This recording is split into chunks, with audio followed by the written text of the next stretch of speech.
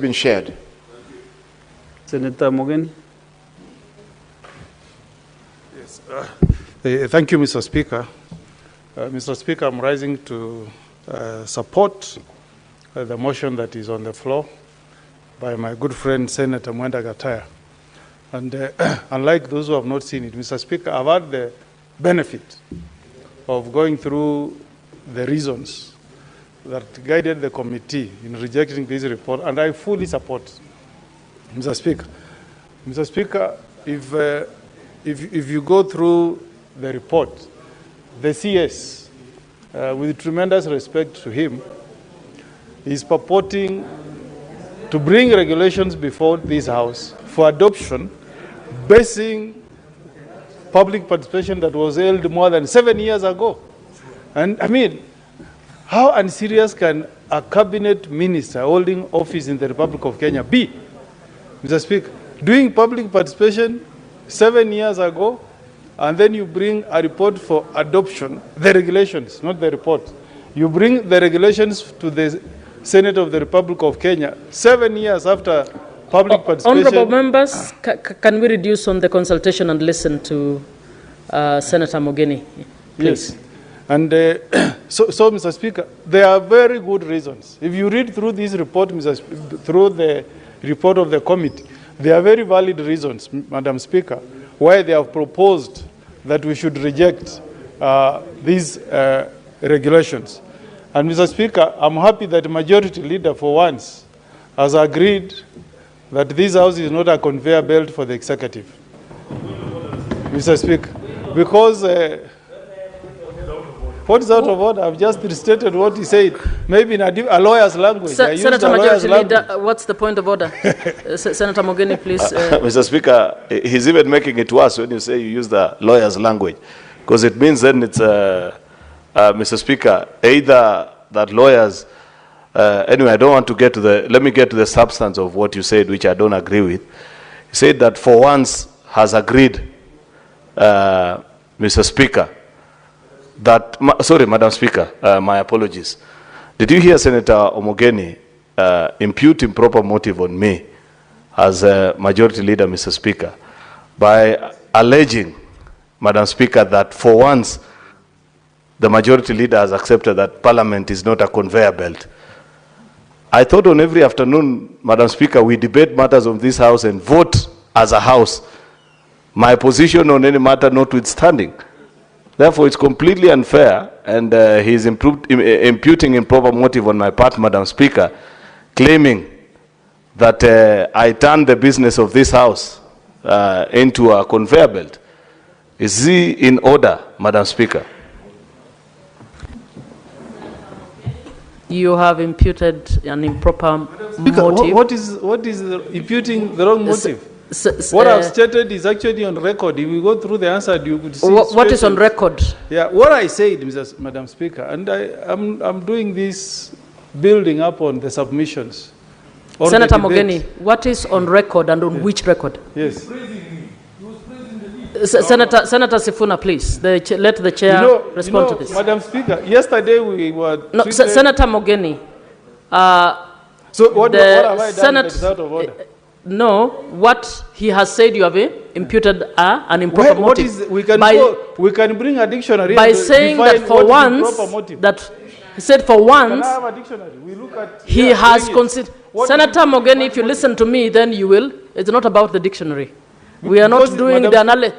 Please listen to me. He says you have imputed an improper motive by suggesting that for once he is admitting that Parliament is not a conveyor. Yeah, at least he's on the good side of history. That's what I was saying. Which means he otherwise thinks that Parliament is a conveyor belt. I mean, Madam Speaker, you know history. Senator Omogeni. You know, Madam Speaker. Senator Sifuna, this is a matter between Senator Omogeni and. Please clarify what you meant. Okay, what I meant is for once, the majority leader is on the good side of history. He is standing with the people of Kenya. He is supporting the constitution. Senator Omogeni, what is your point of order? He's for once acknowledging, Madam Speaker, that we have three arms of government. We have the Senator Mogeni. the legislature, Senator and the Mogeni. judiciary. Madam Speaker, Senator Mogeni, please take your seat for a second. can you protect me from Senator? Senator Mogeni, are you going to listen to the chair, or you're going to exchange without using the chair? The only Please. threat I have is from my good friend Senator Cherargei. Mogeni, please. Senator Cherargei, stop exchanging with Senator Mogeni. Protect me, Madam Speaker. No, you need to sit down, then we will protect everyone. Senator Majority, explain the you said that it is worse. Madam Speaker, he has even made it worse now and turned it into an insult. Yes. Because, number one, the senator for Nyamira wants to arrogate himself powers that he doesn't have. You cannot pretend, Madam Speaker, to be the judge of character in this house. Secondly, if you want to do that, Madam Speaker, then you better do it correctly. Because the senator for Nyamira is alleging, Mr. Speaker, that I'm always on the wrong side of history, that it is only today that I'm on the right side of history. Is that fair, Senator, Madam Speaker? Senator Sifuna, can you I'm sorry, can Senator Mogeni respond to that or withdraw, please? What? Speaker, you know now. Assertion, Senator Mogeni, let me explain this, and I would like you to respect the chair. Your assertion that Senator Majority Leader is never on the right side of history is imputing an improper motive. In fact, can you substantiate that? Yeah, I can. Madam Speaker, when we brought the regulations... Can you substantiate? That's what I'm doing. When we brought the regulations on SHA, on this floor, Mr. Speaker, you remember the committee brought a report to this House requesting us to annul those regulations, Mr. Speaker. And during that occasion, the Majority Leader whipped members of that side to disagree. Senator Mogeni, is that the only occasion, or he does this many, deal? there are more. So what I'm saying, in fact, I wanted to applaud the Majority Leader. So I don't know why you're giving it a negative connotation. Madam Speaker, Senator Sifuna, please. Senator, I would like to be informed. I agree. I can be informed. Madam Speaker, we're not on the floor. I can be informed. Yes. Honorable Speaker, I wanted to inform the senator from Nyamira that motive speaks to something in the future. But when you are giving a historical account, you cannot be said to be giving, imputing improper motive. There's no motive to do anything. We are saying that the Majority Leader has a history in this House of supporting everything the executive proposes. That is a fact. And we were actually, the senator for, no, just a minute. Senator Sifuna, you are informing Senator Mogeni. Yes. You are not debating yes, I'm the informing point. him. Yes. Can I finish, yes. Honorable Speaker? That when you speak of an improper motive, it's like the example that I gave here, that my unit. Senator Sifuna. That's the information I'm giving. Are you trying to help him to define improper motive? Yeah, so that you can properly guide the so chair. you are informing. So you are informing how Allow to. me to inform him. Yeah. Allow me to inform him. Honorable Omogeni, you are exactly on the right path because motive speaks to future conduct, but the message you have passed is past conduct. And you are the way I understood him, Honorable Chair. Senator, just a minute. Let me finish. Senator Sifuna, please listen to me. 1 minute. Senator Sifuna, if you are affirming what he's saying, what are you informing him? I'm informing what him are you of the informing definition him? of Please don't abuse the space to make your own point. Please sit down. Please sit down. Senator Sifuna, please. I didn't finish. You did not inform. You are actually analyzing instead of informing. But we know everybody how they Senator behave here. Sifuna, please. Everybody knows how they Senator behave Sifuna. here. We were actually praising him. We were praising him that now he's becoming a good boy. Senator Sifuna, please. Senator Mogeni, please hold on. Can Senator Majority please raise your point of order? Mr. Speaker, this is a problem of people who don't want to listen. Madam Speaker, Standing Order number 1014. And Senator Omogeni, if you want us to discuss about each other, I have a lot that I can say about you. But I respect Mr. Speaker, Senator Majority, please focus on the point of order on the issue at Senate hand. Standing Order number 1014, Madam Speaker, if you want to discuss the conduct of your colleague, you bring a substantive motion, and within 3 days, Madam Speaker, after the approval of the Speaker, that matter is brought here. How do you allow, Mr. Speaker? I can understand the person who's misinforming him, because that's not an information, Mr. Speaker. Because perhaps, Mr. Speaker, they have not read Standing Order number 1014. Therefore, Mr. Speaker, is it in order for Senator Omogeni to begin to discuss the conduct of a colleague without a substantive motion? Senator Mogeni, do you want to respond to that, please? Senator Cherargei, you are not on the chair, and you're out of order. I plead with the chair to protect me from my good friend, colleague. Senator Mogeni, please proceed. Can the chair protect me from Senator Cherargei? What has he done? Every time, Madam Speaker, I step forward to speak, Senator Cherargei pops up like a popcorn. Senator Cherargei, please. Can you allow me to make listen, my contribution? Listen to Senator, and Senator Mogeni, stop the exchange with Senator Cherargei. Please proceed to your point. So, Madam Speaker, I am not trying to impute any bad motive on my good friend, the Senator for Kericho.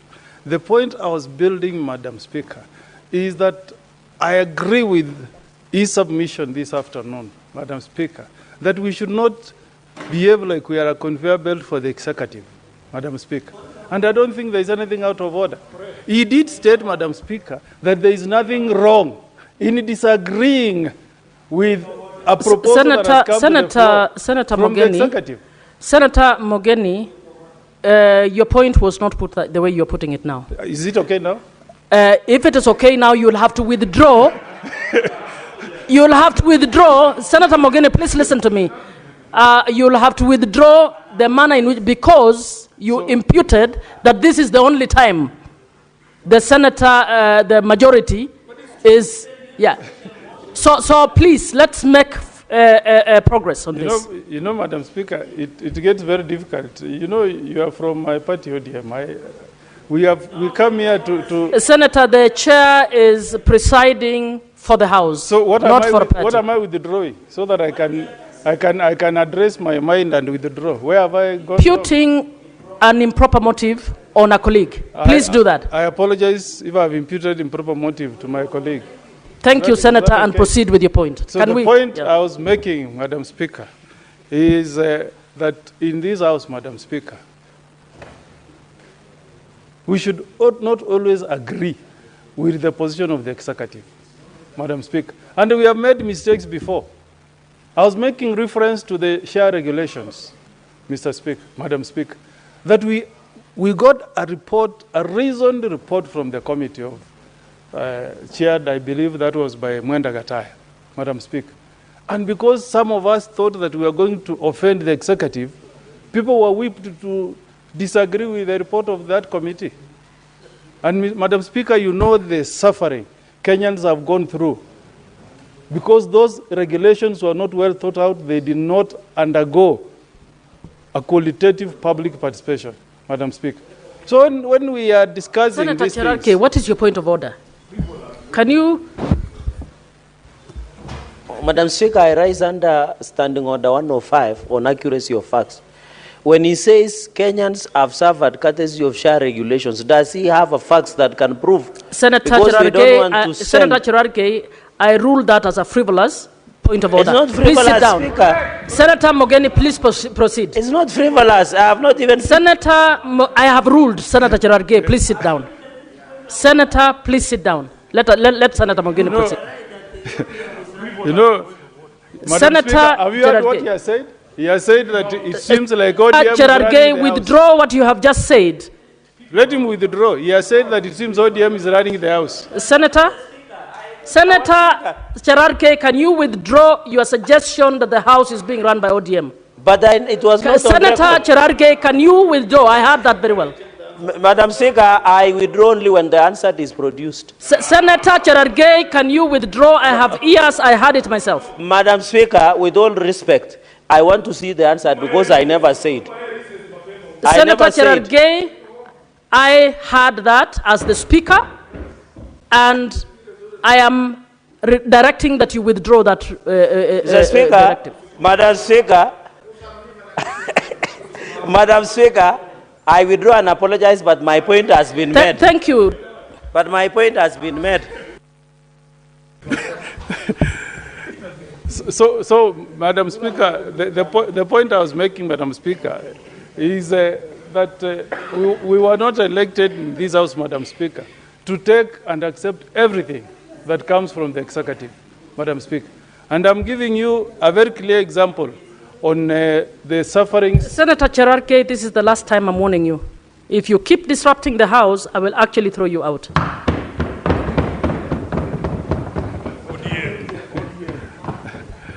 Yeah, and Madam Speaker, I don't know the experience of other senators, including my good friend, Senator of Nandi, but I have many people from my county of Nyamira, Madam Speaker, who have had many problems in accessing treatment because of the way the SHA regulations were crafted. We know it.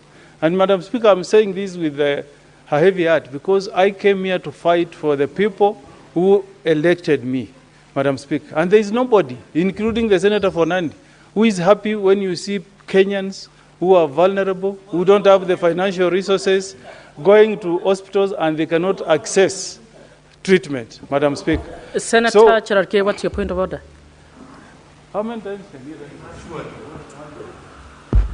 Madam Speaker, I raise understanding order 96 and 105 on accuracy of fact and 101 on contents of speech.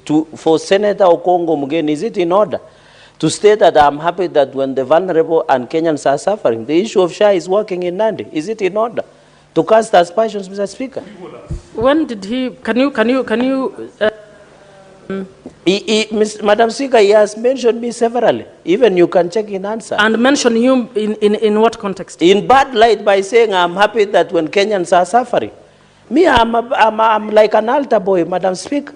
I always feel Senator for all Cherargei, Kenyans. please sit down. You are not going But to use this. Madam Speaker, you need also to be fair. Senator, he just said you check with the answer.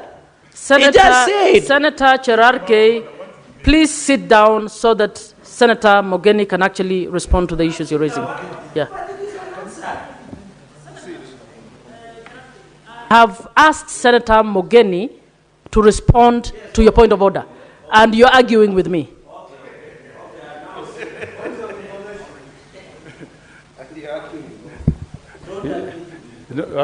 You can inform me, Senator for Kiambu. Senator for Kiambu, Senator Omogeni is fast responding to the point of order. Senator Omogeni, please. Yes, Madam Speaker, Senator Cherargei is our colleague, is a lawyer. And every law student is told to be very attentive when he's listening to proceedings.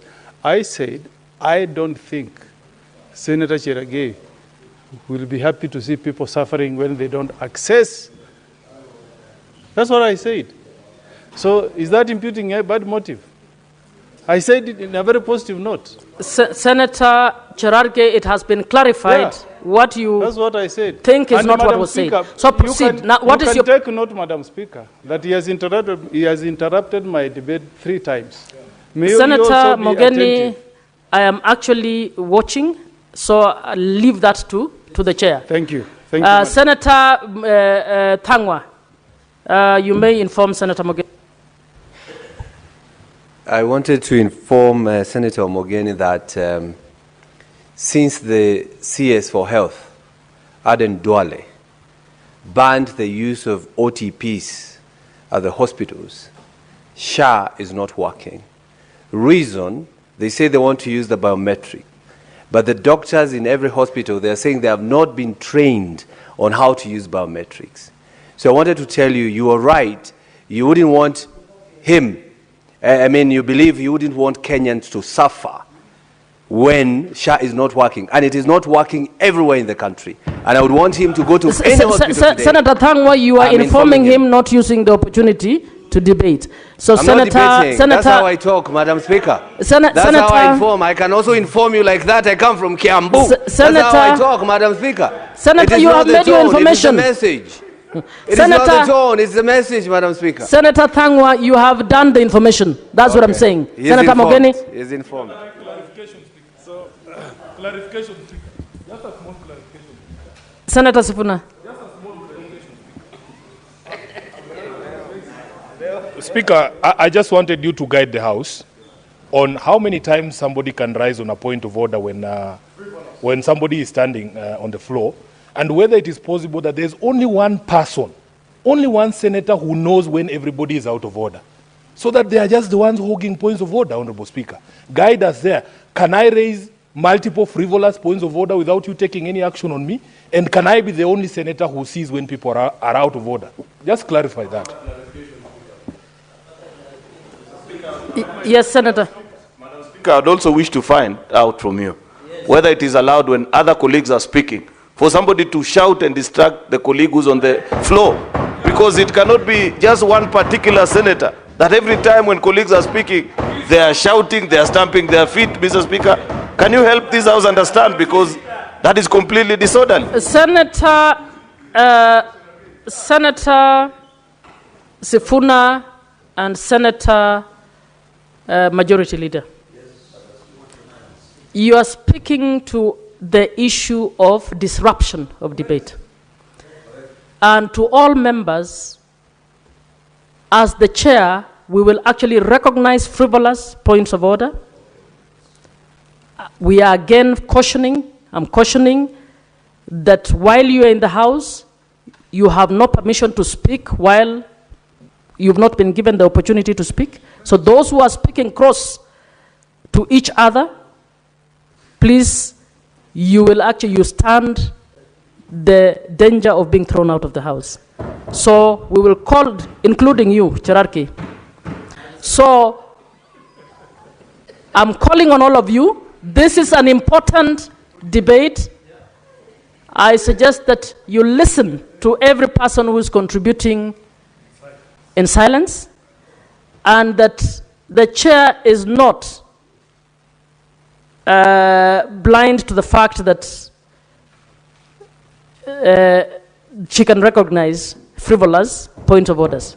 And from now on, she will actually exercise the authority to put a stop to those kinds of...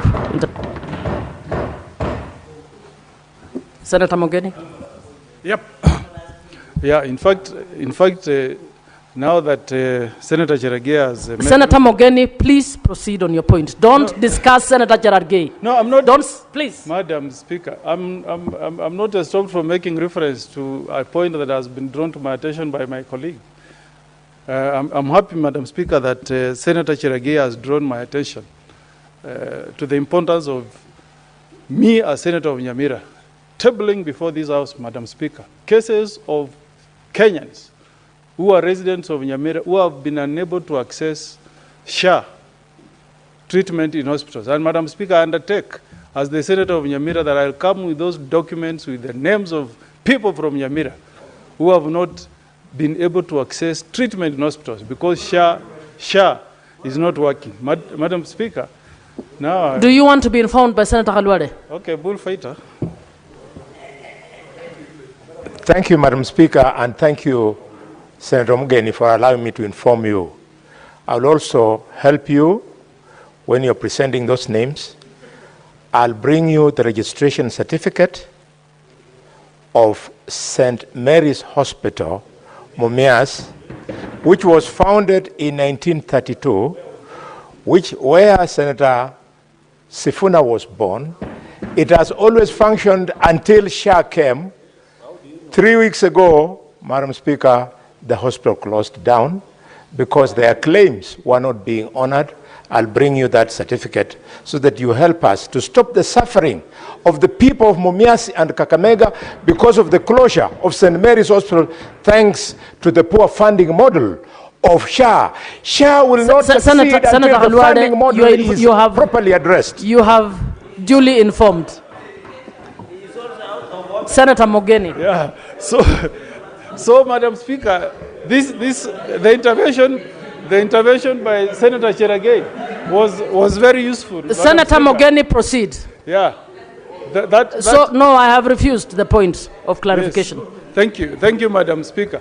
I will, yes, so Madam Speaker, that's why we were elected as senators, Madam Speaker, because we must bring to the attention of the government of the day the suffering that a policy change is causing to our people. Madam Speaker, I have said this on this floor, Madam Speaker, that the interest of any senator is to ensure that you put smiles on the people you represent, Madam Speaker. What smile am I putting on people, Madam Speaker, if every time you go up country, you go to your account, you are reminded that NHIF used to help us access treatment in hospitals, Madam Speaker. I neighbor a mission hospital called Ichuni, Madam Speaker. And that is the best hospital in terms of facilities, run by the Catholic fathers, Madam Speaker. But as we speak, many people, including my own neighbors, are not able to access treatment in those hospitals, Madam Speaker. So what is the purpose of bringing a policy change, Madam Speaker, that brings pain to the people that we are supposed to lead, Madam Speaker?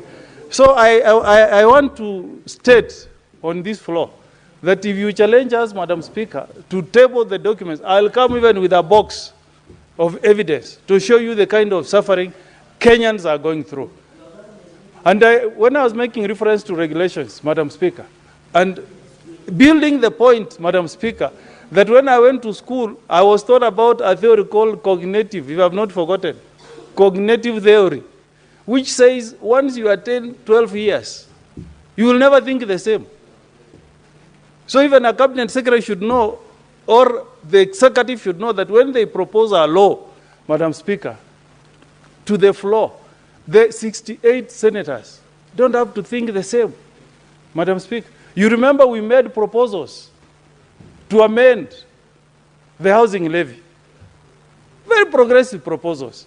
They were rejected because we were told the position of the government must carry the day. Those taxes have caused a lot of pain, Madam Speaker.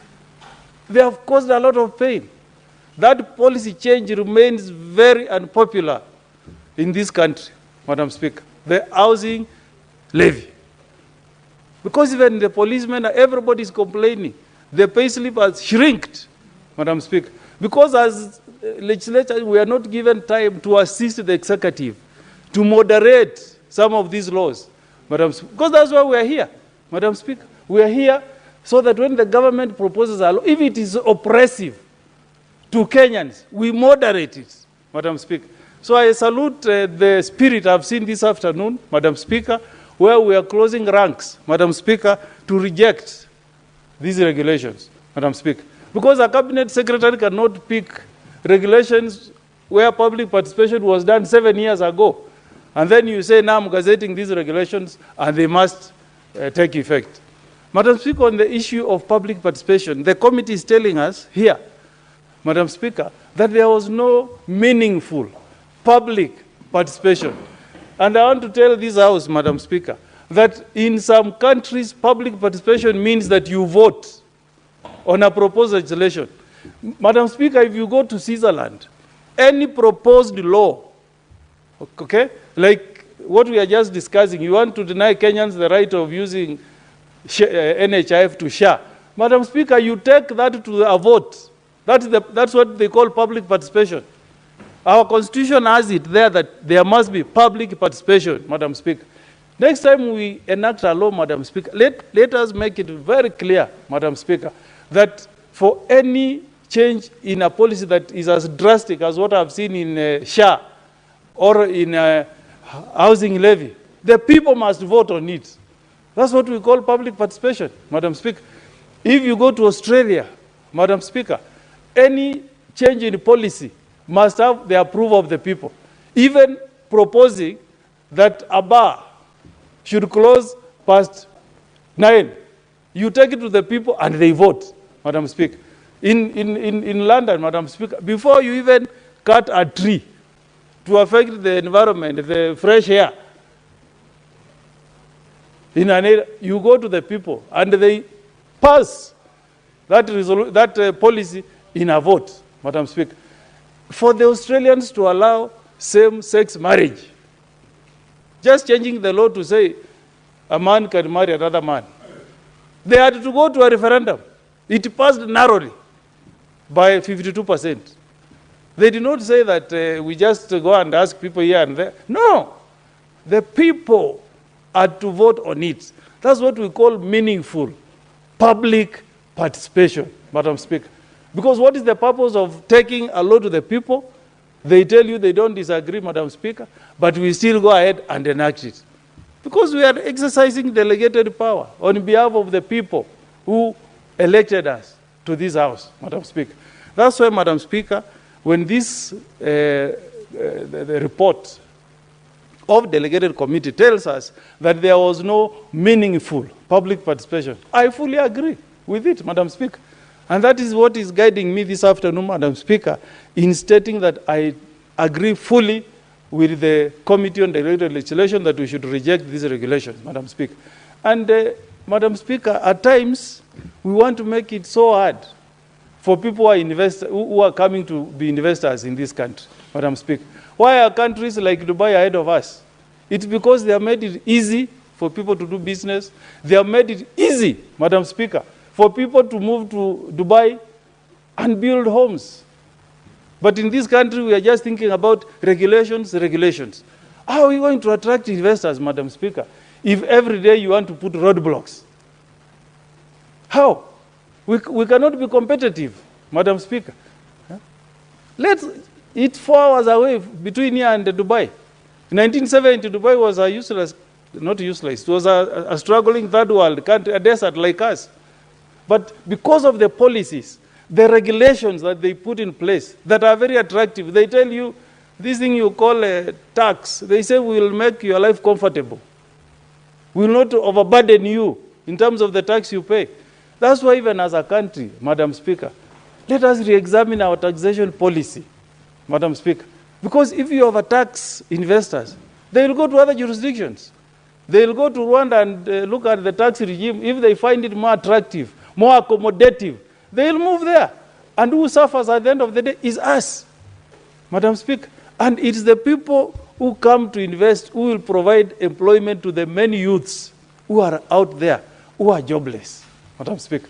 Because government cannot employ everybody. These unemployed youths cannot all be absorbed by the Public Service Commission, Madam Speaker. So when we reject regulations that are going to make it burdensome, Madam Speaker, for investors to come, we are doing the right thing as the Senate of the Republic of Kenya, Madam Speaker. So I want to assure my good friend, Senator of Kericho, my neighbor, that I did not make my statements trying to impute any bad motive, Madam Speaker. But I was saying, in a multi-party democracy like where we are, in a liberal democracy, under our 2010 Constitution, it is not a crime, Madam Speaker, at times to disagree with the legislation proposed by the executive. Madam, there is nothing criminal. That's why we are a multi-party democracy, Madam Speaker. That's why we are paid as Kenyans to receive legislations, take them through public participation, make a report to this House, and then the House either agrees or rejects. There's nothing criminal about it, Madam Speaker.